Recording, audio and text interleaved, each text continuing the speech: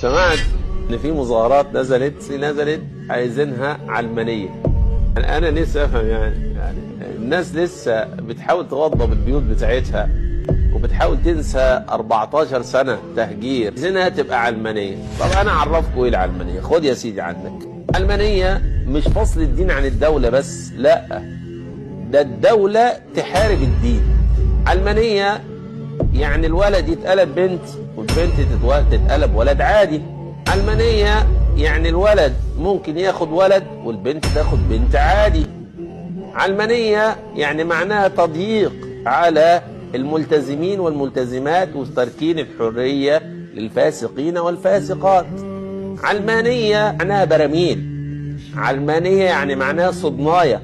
علمانية يعني معناها ان يعدوا زوار او مصلين صلاة الفجر. علمانية ده بيصلي فين